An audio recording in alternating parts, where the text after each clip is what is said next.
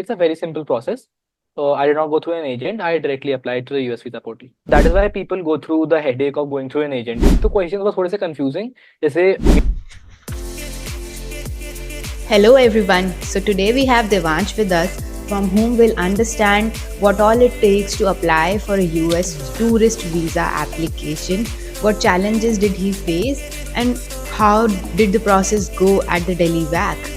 So let's dive right into the conversation and learn more from him. Welcome to Abroad Unplugged and thank you for allowing us to record this episode. It really means a lot to us. Thank you for giving us the time. And you shared with us that you applied for the tourist visa in US. So we'll talk about it and let's roll into the conversation. yeah, sure. So which visa did you apply to and how? Okay, so I applied for the B1 B2 visa. That is the tourist business visa. Uh, उसके लिए मैंने apply किया था and apply directly through the US visa का portal. A lot of people go through agents but I decided to go directly.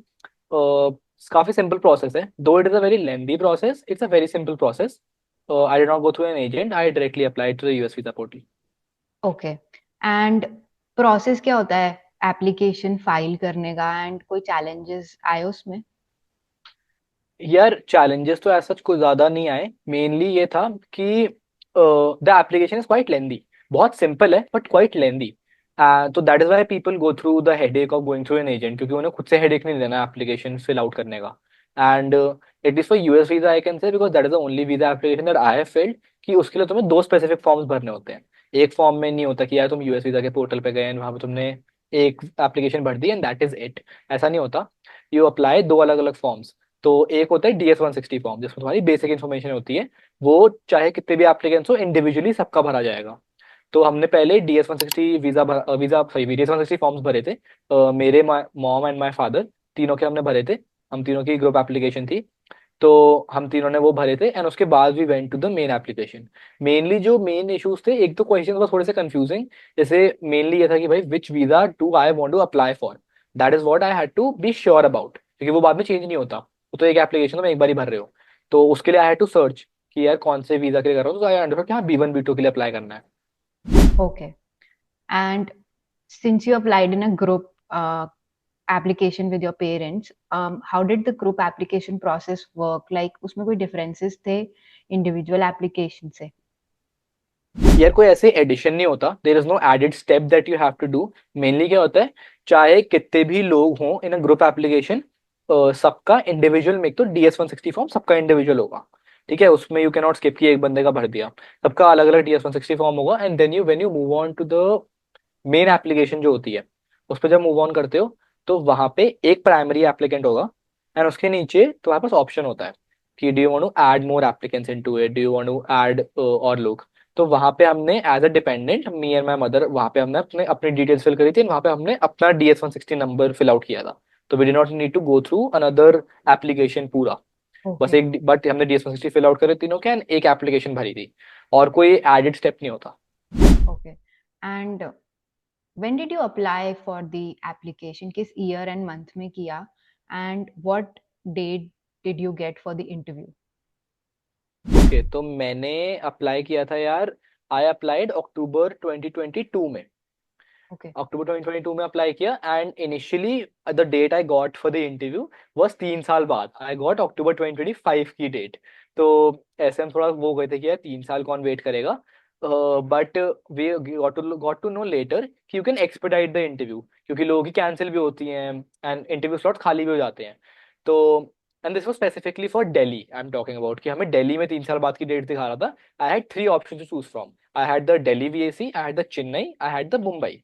Chennai Bombay में थी हमारे पास 6 महीने 1 साल बाद की डेट्स. बट दिल्ली दिल्ली का सीधा सीन था कि 3 साल बाद की डेट्स मिल रही थी हमें. तो we got to know later कि हम एक्सपेक्ट कर सकते हैं. हमने 2-3 महीने बाद भी चेक, तो हमें मे बी जुलाई 2024 की डेट मिल गई थी. एंड देन उसके 2-3 महीने बाद वी चेक हमें 1 साल बाद अक्टूबर 2024 की डेट मिल गई. तो ये बोला कि ठीक है यार 1 साल तो भी ठीक है, 1 साल नॉर्मल है. अभी भी आई थिंक 1 साल का ही चल रहा है.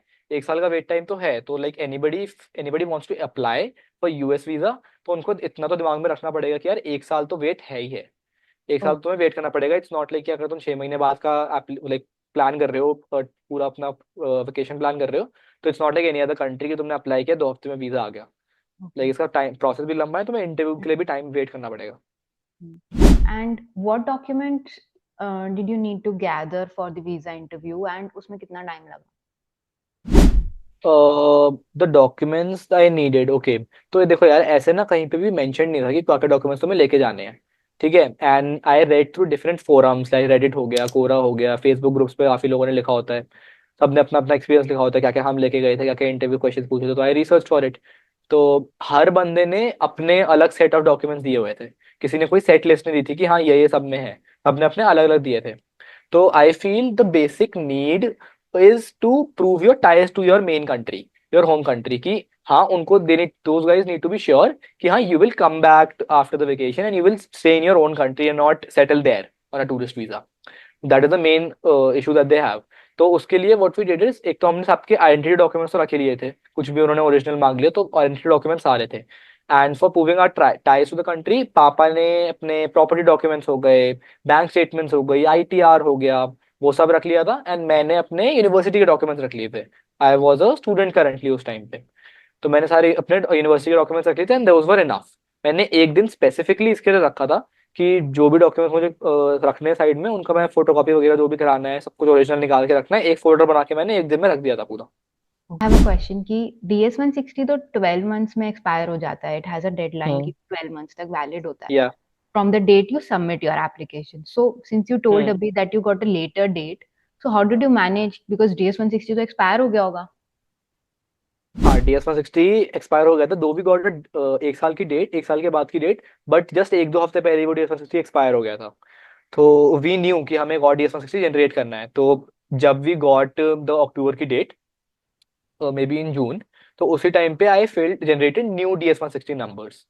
ठीक है। अब हुआ क्या था उस टाइम पे, पूरा इशू हमें ये हुआ कि अथॉरिटी, जो यूएस वीजा अथॉरिटीज हैं, उन्होंने पोर्टल शिफ्ट कर दिया। They shifted the US visa portal from a older portal to the new portal. तो अब हुआ क्या, वेन वी, हमने नए नंबर जनरेट कर दिए, हमने पूरे DS-160 भर दिए, वो सब हो गया। But then when we went to update those DS-160 numbers in the main application, उसमें अपडेट करना पड़ेगा, वो पोर्टल के थ्रू होगा। तो जब पोर्टल पे हम अपनी एप्लीकेशन लॉग इन करने गए, तो पुराने पोर्टल पे लॉग इन हो नहीं रहा था, क्योंकि वो तो पोर्टल एक्सपायर हो चुका है। Hmm. When then we contacted the authorities, उन्होंने हमें बताया कि यार ऐसे ऐसे नया पोर्टल जनरेट हो गया है, तो यू कैन गो देयर, तुम्हारी पूरी पूरी एप्लीकेशन शिफ्ट हो जाएगी टू द न्यू पोर्टल, छोटा सा प्रोसेस होगा 5-10 स्टेप्स का, वो कर देना एंड देन वहां पे तुम कर सकते हो। ठीक है, तो we did that, maybe 5 minutes लगे होंगे, the application shifted from the Hmm. Older portal to the new portal. Hmm. अब वहां पे ये हुआ कि जो मेन एप्लीकेंट है वो मेरे फादर थे, तो उनका DS-160 नंबर चेंज करने का तो हमारे पास ऑप्शन आ रहा था, एंड उनका हमने कर भी दिया। बट अब हमें मेरा और मेरी मॉम का भी करना था, but we were dependents in the application, तो हमारे पास ऑप्शन नहीं आ रहा था कि हम DS-160 नंबर चेंज कैसे करें। तो वहां पे हमने काफी ट्राई किया, बट कोई ऑप्शन नहीं था, हमने काफी जगह पढ़ा, यूजर वीजा की साइट पे पढ़ा, कहीं पे कोई ऐसे स्टेप्स नहीं गिवन थे।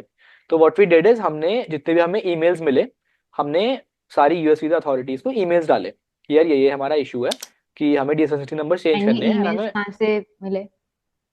उनकी वीजा साइट्स पे होते हैं कि इंडिया, इंडिया स्पेसिफिकली के लिए क्या क्या सपोर्ट साइट्स है, हमने वो डाल दी थी। And maybe you can mention that in the comment and और maybe in the description. I'll तो add it in the description. हाँ, तो हमने उनको बेसिकली मेल डाली कि ये हमारा इशू है एंड स्टफ, हमें DS-160 नंबर चेंज करने हैं, तो can you change it from your end there, क्योंकि हम यहाँ से नहीं कर पा रहे।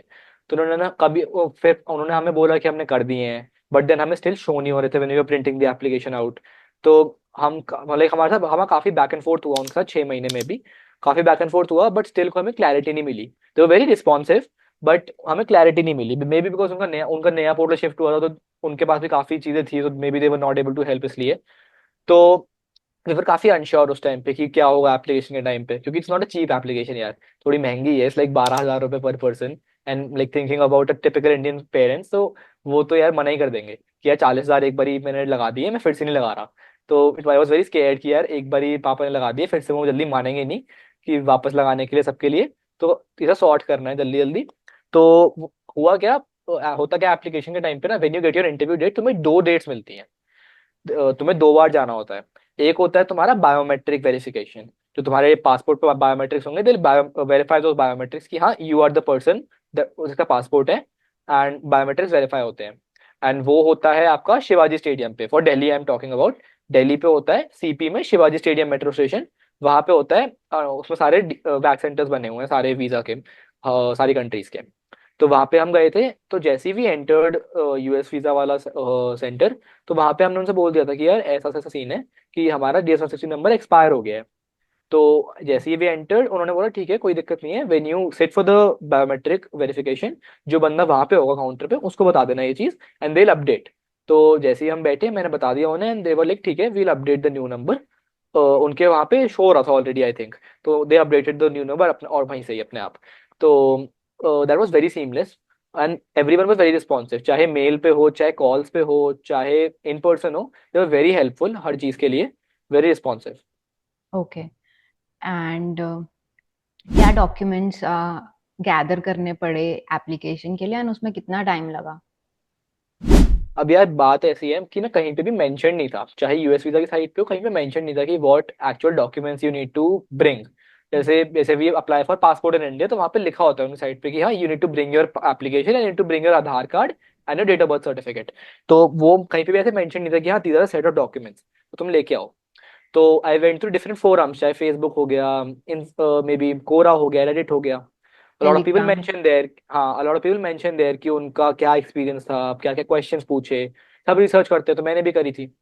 तो वहां पे काफी लोगों ने अपने अपने लिस्ट दे रखी थी, पर किसी की भी ऐसी सेट लिस्ट नहीं थी कि हाँ ये तो चाहिए ही चाहिए होंगे डॉक्यूमेंट्स, सबने हम्म। अपने अपने सेट ऑफ डॉक्यूमेंट्स मेंशन किए हुए थे। तो आई वाज लाइक ठीक है, जो कुछ भी ऑप्शन, सब कुछ जो जो हम ले जा सकते हैं हम सब कुछ ले जाएंगे।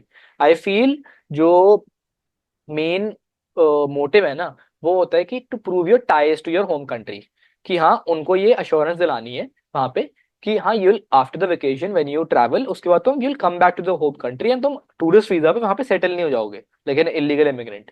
तो उनको मेन उस चीज का डर होता है। तो वो चीज अगर तुम उन्हें प्रूव कर सकते तो उसके अलावा कोई और चीज नहीं चाहिए। तो व्हाट वी डिड इज, हमने सारे आइडेंटिटी डॉक्यूमेंट्स तो रख ही लिए थे जितने हमारे पास थे, आधार हो गया, पासपोर्ट तो ऑफ कोर्स लेके जाना है, एंड पैन कार्ड्स हो गए, वो सब लेके तो रखा ही था हमने। We and to prove our ties, तो डैड ने अपने प्रॉपर्टी डॉक्यूमेंट्स रख लिए, ITR रख ली 2-3 साल की, फाइनेंशियल स्टेटमेंट्स रख ली करंटली की, एंड मैंने अपने, आई वाज स्टूडेंट उस टाइम पे, तो ओके। मैंने स्टूडेंट डॉक्यूमेंट्स रख लिए जितने मैं रख सकता था, स्टूडेंट ID हो गई, वो सब रख लिया। And that was it, that वो हमने सब कुछ रखा था। And I think I kept एक स्पेसिफिक दिन जिसमें मैं सब कुछ, मतलब जिसका अगर मुझे किसी चीज़ की फोटो कॉपी चाहिए, कुछ प्रिंट आउट निकालना है, मैंने एक फाइल बना के रख ली थी कि हाँ, इसमें सारे डॉक्यूमेंट्स हैं, बस उठाना है हमें लेके जाना है, ताकि उस दिन कोई ओके। हैसल ना हो। या hmm. And at the time of filling the application, कोई ऑप्शन था उसमें that you can choose the mode of language for the interview?